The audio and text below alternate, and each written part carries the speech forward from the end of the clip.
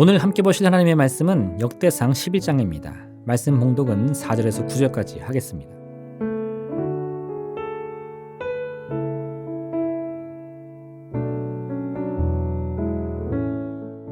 다윗이 온 이스라엘과 더불어 예루살렘 곧 여부스에 이르니 여부스 땅의 주민들이 거기에 거주하였더라.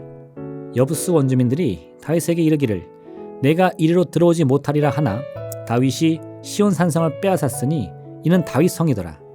다윗이 이르되 먼저 여부스 사람을 치는 자는 우두머리와 지휘관으로 삼으리라 하였더니 스루야의 아들 요압이 먼저 올라갔으므로 우두머리가 되었고 다윗이 그 산성에 살았으므로 무리가 다윗성이라 불렀으며 다윗이 밀로에서부터 두루성을 쌓았고 그 성의 나머지는 요압이 중수하였더라. 만군의 여호와께서 함께 계시니 다윗이 점점 강성하여 가니라. 아멘. 사울과 다윗은 닮은 점이 참 많았습니다. 사울은 가장 연약한 베냐민 지파 출신이었으며 이 때문에 사무엘에 자신을 이스라엘 왕으로 선포할 때 사울은 진보다리 뒤에 몸을 숨긴 적이 있습니다. 다윗은 이새의 가문에서도 인정받지 못했던 막내 아들이었습니다. 아버지 이새는 사무엘이 자신의 집에 찾아와서 하나님께 제사를 드리겠다고 한 바로 그날 막내 다윗만은 부르지 않았습니다. 이처럼 이 둘의 출신 배경은 여러 문제와 약점들로 가득했습니다. 사람들은 그런 그들을 인정하지 않았고 때로는 무시했으며 업신여기기까지 했습니다. 하지만 하나님께서는 사람을 외모로만 판단하지 않으신다 말씀하셨고 그들의 중심을 보시고는 먼저 사울을 그리고 다음으로는 다윗을 이스라엘 왕으로 삼으셨습니다. 그러나 이 둘의 결정적인 차이도 있습니다. 둘 모두 왕이 되었을 때 사울과 다윗은 여러 문제와 어려움에 부딪혀야 했습니다. 사울은 그때마다 자신의 안위만을 생각하며 하나님의 뜻이 무엇인지 궁금해하지도 않았습니다. 사울은 하나님께서 아말렉의 절 갚기 위해 그들을 진멸하라 말씀하셨을 때에도 그대로 순종하지 않았습니다. 또한 집권 말기에 하나님께서 자신의 기도에 응답을 주시지 않자 신접한 여인을 찾아가서 죽은 사무엘을 불러오라고 할 정도였습니다. 이처럼 사울은 인생의 문제가 찾아올 때마다 점점 하나님께로부터 멀어졌습니다. 하지만 다윗은 이스라엘의 왕이 된 이후에도 여전히 하나님을 의지했습니다. 심지어 자신이 욕심을 부려 남편이 있던 여인인 밧세바를 범하였을 때에도 다윗은 끝까지 하나님의 처분을 순순히 받아들였습니다. 이런 다윗의 믿음이 가장 빛을 발하는 순간이 있었습니다. 다윗의 아들 압살롬이 반란을 일으켰을 때 다윗은 믿었던 아들에게 배신당하여 급히 예루살렘을 떠나야 했습니다. 아무런 준비도 하지 못하고 도망자 신세가 되어 예루살렘을 떠난 것입니다. 이 모습을 본 사울의 친족 중 하나인 시므이가 다윗의 초라한 모습을 비웃으며 저주를 퍼부었습니다. 참다 못한 다윗의 신하들이 당장 저주의 목을 치겠다고 말합니다. 그러자 다윗은 시므이가 자신을 저주할 수 있는 것도 결국 하나님의 뜻 안에서 이루어지는 일인데 아무런 상관이 없다고 말합니다. 그리고는 오히려 하나님께서 자신을 불쌍히 여기사 마음의 원통함을 감찰하시고 이 모든 것을 반드시 선으로 갚아주실 것이라고 고백합니다. 아들의 반란으로 그 어느 때보다 괴롭고 힘든 시기를 보내고 있을 때 다윗은 자신의 운명이 하나님의 손에 달려있음을 고백합니다. 이처럼 다윗은 누구보다 낮고 천한 자리에 있을 때 또한 누구보다 높고 영광스러운 자리에 있을 때에도 참으로 견디기 힘든 문제와 고난 속에 있을 때에도 변함없이 하나님만 의지하는 사람이었습니다. 이런 다윗의 믿음이 바로 그를 누구보다 위대한 왕의 자리로 인도한 가장 큰 힘의 원천인 것입니다. 사람들은 자신이 점점 높은 자리에 오를 때마다 이제 자신의 힘과 권세도 이전과 비교할 수 없을 만큼 커졌으니 스스로의 운명은 스스로 책임질 수 있다고 생각합니다. 그렇게 힘이 생기고 권세가 생길수록 이제 사람들은 하나님의 손길을 귀찮아하고 부담스러운 것으로 여기는 것입니다.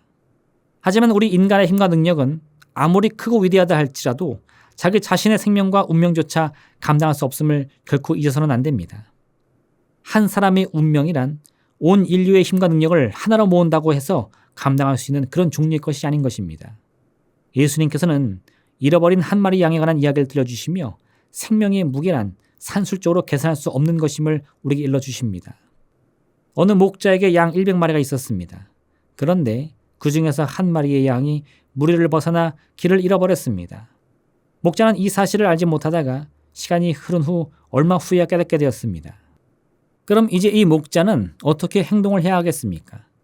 만약 생명의 무게를 산술적으로 계산할 수 있다면 목자는 잃어버린 한 마리의 양과 현재 자신이 지키고 있는 99마리 양을 비교해보고는 99마리가 한 마리보다 훨씬 더 많으니 99마리를 지키는 것이 더 옳다고 판단해야 할 것입니다. 하지만 실제로 목자들은 그렇게 하지 않습니다. 즉시 99마리 양을 그대로 두고서라도 잃어버린 한 마리를 찾기 시작하는 것입니다.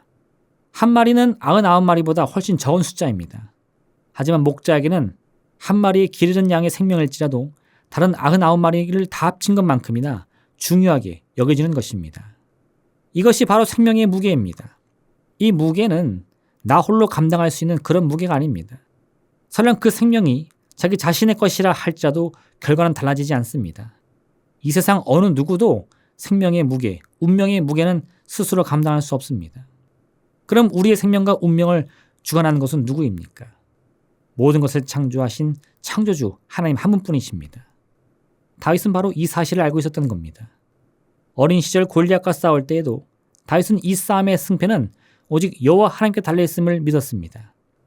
그래서 그는 자신의 인생에 크고 작은 변화가 생길 때마다 모든 것을 하나님께서 자신의 섭리 가운데 인도해 주시기를 간절히 바라고 소망한 것입니다.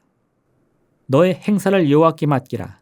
그리하면 내가 경영하는 것이 이루어지리라. 여호와께서 집을 세우지 아니하시면 세우는 자의 수고가 헛되며 여호와께서 성을 지키지 아니하시면 파수꾼의 깨어있음이 헛되도다. 그러므로 우리의 모든 계획을 하나님께 맡겨야 합니다. 그리고 하나님이 이루시는 성취를 소원과 기대의 마음으로 바라봐야 합니다. 이럴 때 우리 주님께서 반드시 우리의 뜻과 계획을 가장 선하신 길로 인도해 주신다는 사실을 체험하게 될 것입니다. 오늘 하루 이와 같은 하나님의 인도하심을 따라 살아가면서 오직 하나님의 풍성한 은혜만을 누리는 복된 시간 되시기를 바랍니다. 기도하겠습니다. 사랑의 하나님 아버지, 참으로 우리의 생명의 무게가 주의 손에 있음을 알게 하여 주옵소서. 그러므로 설령 우리의 죄와 허물로 인하여 우리의 인생이 문제와 슬픔에 빠진다 할지라도 하나님께서는 반드시 그 선하신 뜻 가운데 주의 섭리를 우리의 인생으로 이뤄 주실 줄로 믿습니다.